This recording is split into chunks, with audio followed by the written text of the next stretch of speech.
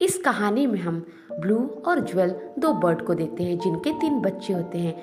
वे बहुत शरारती होते हैं। ब्लू को और ज्वेल को दोनों को बहुत परेशान करते हैं। ज्वेल को इस बात का टेंशन होता था कि वे तीनों अपने बाप की तरह कभी उड़ नहीं सकेंगे। अगले सीन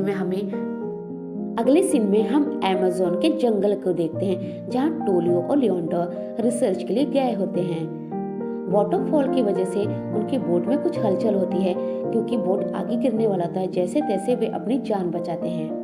तब उन्हें ब्लू फेदर दिखाई देता है और वे बताते हैं अपनी न्यूज़ में कि ब्लू बर्ड्स आज भी जीवित हैं। ब्लू खुश हो जाता है कि उनकी प्रजातियां आज भी जीवित हैं। ज्वेल न्यूज़ सुनकर हैप्पी हो जाती है और ब्लू से कहती है कि हमें वहां जाना चाहिए, हमारी प्रजातियों से मिलने। ब्लू कहता है नहीं, उस फॉरेस्ट में बहुत खतरा है। तो बच्चे भी जिद करने लगते हैं। तब ब्लू सबका कहना मान लेता है और कुछ इम्पोर्टेंट चीज़ों को लेकर जाता है और अपने जीपीआरएस को भी लेकर जाता है फॉरेस्ट पर। फॉरेस्ट में हम लकड़हारों के ग्रुप को देखते हैं जो इनलीगल तरीके से लकड़ियां काटकर बेचते हैं। लिंडा और टोलियो इसी बात की पड़ताल के लिए यहाँ आए होते हैं और लकड़हारे उन्हें रोकना चाहते हैं। किसी भी तरह की उनके काम में कोई रुकावट ना हो। आगे हम नाइजिल को देखते हैं जो किसी हादसे के कारण उड़ नहीं पाता था। उसके 2 दोस्त होते हैं और आगे हम देखते हैं कि नाइजिल ब्लू और ज्वेल से बदला लेना चाहता है। आगे हम देखते हैं कि ब्लू और ज्वेल फॉरेस्ट जंगल में पहुंच जाते हैं। वहां जो प्रजातियां होती हैं वह ज्वेल की फैमिली होती है। ज्वेल उन्हें देखकर बहुत खुश हो जाती है, लेकिन ज्वेल के डैड नाराज होते हैं। वह किसी तरह से उन्हें मनाती है और सब सुलह हो जाता है। आगे बताते हैं कि वह किस तरह से लकड़हारे से जंगल में परेशान हैं। ज्वेल के डैड कहते हैं कि लकड़हारों ने उनके सारे पेड़ काट लिए जिसमें उनके घोंसले थे, वे सब बेघर हो गए। इंसान बहुत ही ज्यादा बुरा होता है और उसके अंदर दया नहीं होती। इस बात पर ब्लू कहता है कि हमें लेंडा और टोलियो से मदद लेनी चाहिए क्योंकि वे जंगल में रिसर्च करने आए हैं। लेकिन ब्लू के डैड कहते हैं कि हमें उन पर भरोसा नहीं करना चाहिए।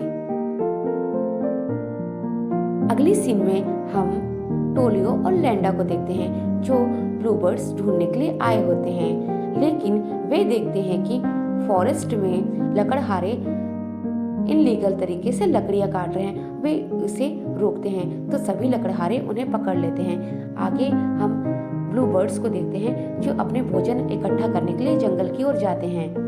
ब्लू ज्वेल के लिए कुछ खाने के लिए लाने जाता है। ब्लू जो है रेड मकाओ के घरों की तरफ चला जाता है। उसे जंगल के नियम नहीं पता होते हैं। वह फ्रूट्स लेने ही जाता है कि वहाँ रेड मकाऊ आ जाता है। वह उसे एक मैच खेलने के लिए कहता है। तब मैच का आयोजन होता है और वे दोनों फुटबॉल खेलते हैं, लेकिन गलती से ब्लू यहाँ दुश्मन टीम के लिए गोल कर देता है और सब दुखी हो जाते हैं। ब्लू अपने फैमिली के पास आता है और सबसे माफी मांगता है क्योंकि वह मैच हार गया था और वह कहता है कि मुझे आप लोगों के तौर तरीके सीखने चाहिए, मुझे इंसानी तौर तरीकों के बारे में भूलना चाहिए क्योंकि इंसान ने मुझे पाला था। अब आप लोग जो कहेंगे मैं वो करूँगा। ब्लू उनकी तरह बनने के लिए उनके नियम के अनुसार चलने लगता है। आगे हम देखते हैं कि जंगल में लकड़हारों का ग्रुप आ जाता है जो लकड़ियां अवैध तरीके से काटने लगते हैं। ब्लूबर्ड्स ये देखते हैं कि लकड़हारे जंगल में इनलीगल तरीके से लकड़ियां काट रहे हैं। तब ब्लू को सारे पैट्स कहते हैं कि तुम्हें इंसानों ने पाला है, इंसानों के तौर तरीके तुम्हें पता है, तुम्हें जाकर उनकी मशीनों को बंद करना होगा। ब्लू ऐसा ही करता है, जाकर वहां मशीनों को बंद कर देता है। सभी बर्ड्स मिलकर वहां हमला कर देते हैं। ब्लू सारी मशीनों को बंद करने लगता है और सभी पक्षी ये देखकर और आगे बढ़ते हैं और हमला कर देते हैं और ज्वेल के डैड भी आगे बढ़ते हैं, लेकिन वह एक लकड़ी से टकराकर नीचे गिर जाते हैं। तभी मशीनों द्वारा लकड़ी को काटने लगते हैं। वहाँ लेंडा आ जाती है। वह देखती है कि एक पक्षी नीचे घायल पड़ा है। लेंडा उस पक्षी को बचा लेती है। वह ब्लू के डैड होते हैं। टोलियो वहाँ आ जाता है और उस बर्ड्स को उड़ा देता है जो घायल हो गया था। तब आगे लकड़हारों का बॉस आता है और सारे पेड़ों को डायनामाइट से बांध देता है। ये देखकर ब्लू आगे बढ़ता है। उसे इंसानी तौर तरीके पता होता है। तब जाकर वह उस डायनामाइट की तार को काट देता है। बॉस को गुस्सा आता है और वह ब्लू को गोली मारना चाहता है। तभी वहाँ ब्लू का दुश्मन नाइजिल आता है और वह ब्लू को अपने हाथों से मारना चाहता था, इसलिए बॉस को धक्का दे देता है।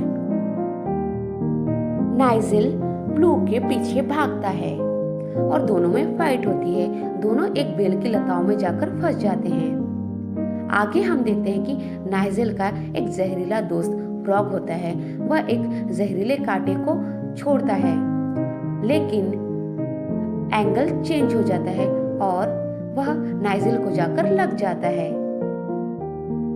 नाइजिल नीचे गिर जाता है और आगे हम देखते हैं कि चौंकाने वाली बात होती है कि उस कांटे में कोई जहर होता ही नहीं, जिससे नाइजिल बच जाता है। उसके बाद नाइजिल का दोस्त फ्रॉग नाइजिल के पास जाता है और नाइजिल को वहां से ले जाना चाहता है, क्योंकि नाइजिल अकेला कुछ नहीं कर सकता उन बर्ड्स का, और फ्रॉग को भी पता था उसके पास कोई जहर नहीं है। और दोनों हार मानकर वहां से चले जाते हैं। आगे हम टोलियो और लिंडा को देखते हैं जो ब्लू बर्ड्स को बचा लेते हैं और वहां सबके साथ रहते हैं। सभी बर्ड्स वहां अपनी जीत का जश्न मनाते हैं। आगे हम ब्लू और एंजल को देखते हैं। वह अपने डैड के पास जाते हैं। उसके डैड की सारी गलतफहमियां दूर हो जाती हैं। वह ब्लू को माफ कर देता है और इंसानों से प्यार करने लगते हैं। वह कहता है कि सभी इंसान बुरे नहीं होते, उनके दिल में भी पक्षियों के लिए दया होती है। वह ब्लू को एक बार फिर से माफ कर देते हैं। आगे हम टोलियो को देखते हैं कि वह नाइजिल और उस फ्रॉग को अपने साथ रिसर्च के लिए ले जाता है और सभी बर्ड्स फिर से खुशी खुशी उस अमेज़न जंगल में रहने लगते हैं, क्योंकि वहां से उन्होंने लकड़हारों को भी भगा दिया था और उनकी जीत होती है। यही यह कहानी समाप्त होती है। Thank you.